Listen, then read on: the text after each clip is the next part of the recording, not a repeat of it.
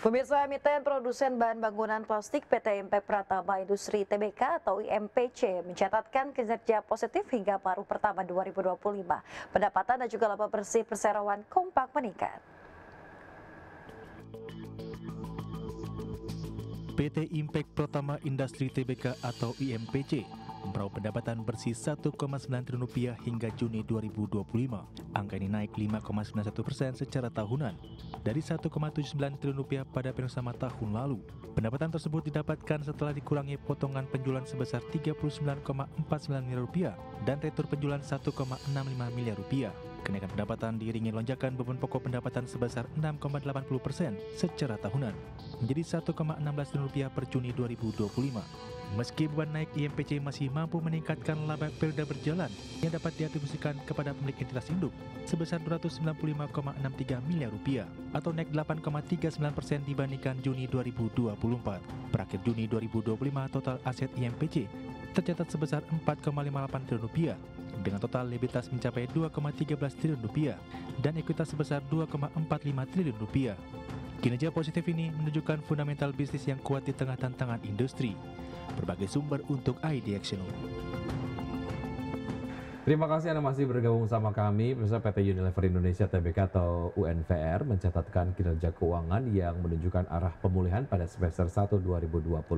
Perseroan membukukan penjualan bersih sebesar 18,2 triliun rupiah dan laba bersih 2,2 triliun rupiah sepanjang 6 bulan pertama tahun ini.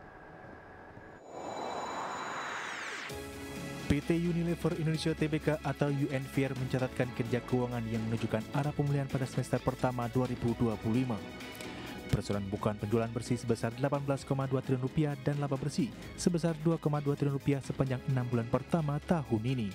Meski kinerja tersebut masih terkoreksi dibandingkan semester pertama 2024, tren perbaikan mulai terlihat dibandingkan semester 2 2024, baik dari sisi pendapatan maupun laba. Margin kotor dan margin laba sebelum pajak juga menunjukkan pemulihan secara bertahap. Hal ini didorong oleh efisiensi operasional dan strategi penyesuaian harga yang mulai menunjukkan hasil. Presiden Direktur Unilever Indonesia, Benji Yap mengatakan, perbaikan bertahap tersebut mencerminkan ketangguhan portofolio produk dan efektivitas strategi perusahaan.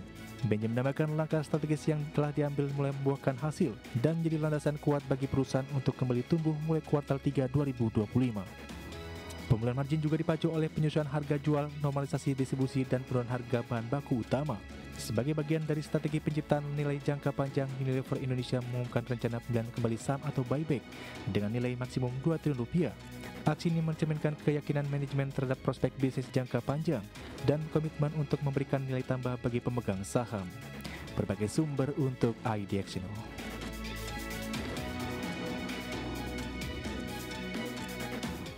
Pemirsa, PT Aman Mineral Internasional Tbk atau emiten dengan kode saham AMMN membukukan rugi bersih sebesar 148,72 juta dolar Amerika Serikat atau setara dengan 2,44 triliun rupiah pada semester 1 2025.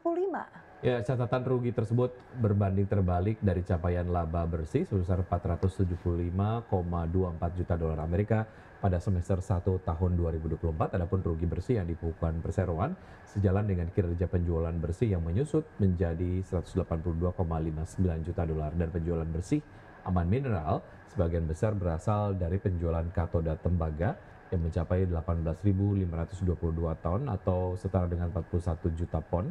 Terkait capaian kinerja perusahaan, Presiden Direktur Aman Mineral Arif Sidarto meyakini bahwa kinerja keuangan akan terus membaik seiring dengan perseroan yang tetap berkomitmen pada strategi jangka panjang dan fokus untuk menciptakan nilai yang terus berkelanjutan.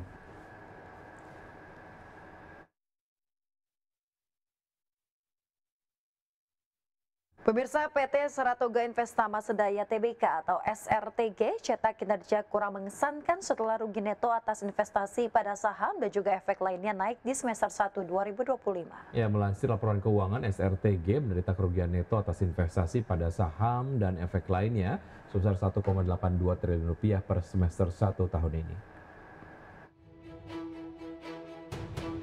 PT Saratoga Investama Sedaya Tbk atau SRTG mencetak kinerja kurang mengesankan setelah rugi neto atas investasi pada saham dan efek lainnya naik di semester 1 2025. Melansir laporan keuangan, SRTG menderita kerugian neto atas investasi pada saham dan efek lainnya sebesar 1,82 triliun rupiah per semester 1 2025. Realisasi tersebut naik 32,83% secara tahunan dari rugi 1,37 triliun rupiah yang terjadi pada semester pertama 2024. Nilai aset investasi pada saham sebesar 51,09 triliun rupiah per semester 1 2025, turun dari 51,91 triliun rupiah di periode sama tahun 2024. SRTG memiliki investasi saham pada perusahaan terbuka tanah air, di perusahaan blue chip dan berkembang. Namun Saratoga mampu membalikan rugi periode berjalan yang diatribusikan kepada pemilik perusahaan alias rugi bersih menjadi laba bersih di paruh pertama tahun 2025. Laba bersih SRTG tercatat 102,01 miliar rupiah per Juni 2025. Ini berbalik dari rugi 446,39 miliar rupiah di periode sama tahun lalu. Salah satu pendorong kinerjanya di periode ini lantaran SRTG mampu mengantongi 837,87 miliar rupiah pada pos manfaat pajak penghasilan tangguhan. Sebelumnya SRTG menderita beban pajak penghasilan tangguhan sebesar 350,02 miliar rupiah. Berbagai sumber untuk IDX News. Terima kasih Anda masih bergabung sama kami, pemirsa, dan kini kita simak data dari pembukaan IHSG di perdagangan C1. IHSG sejauh ini bergerak menguat 0,84% di level 7.547,261 pasca kemarin ditutup melemah. 5 saham yang menjadi top gainers diantaranya adalah ada BRPT, BBRI, TPIA, Telkom, dan juga NCKL. Kemudian top losers 5 diantaranya adalah ada INKP, PANI, PIFA, dan ERA. Kemudian juga ada Medco ya, dan pergerakan sektoral beberapa waktu yang lalu Basic Industries memimpin penguatan dengan penguatan 1,34%, sementara sektor yang memimpin pelemahan paling dalam yaitu adalah sektor kesehatan dengan pelemahan 0,33%. Dan berikutnya kita akan simak data dari pembukaan bursa-bursa utama Asia di pagi hari ini. Pemirsa, nampaknya bursa-bursa utama Asia di pagi hari ini dibuka mix, dengan Nikkei dibuka melemah 0,47% di level 40.881. SCI Singapura dibuka menguat 0,21% di level 4.182. Kospi Korea dibuka melemah 3,02% di level 3.146. Dan Hang Seng Hong Kong dibuka menguat 0,06% di level 24.780. Dan berikutnya kita akan simak saham-saham yang direkomendasikan oleh Pak Wawan di pagi hari ini. Pemirsa, ada AMRT dengan support di 2250, resistance di 2400, BDMN dengan support di 2450, resistance di 2600, kemudian BBCA dengan support di 8200, resistance di 8500, MAPA dengan support di 650 dan resistance di 800. Seluruh saham direkomendasikan buy. Ya.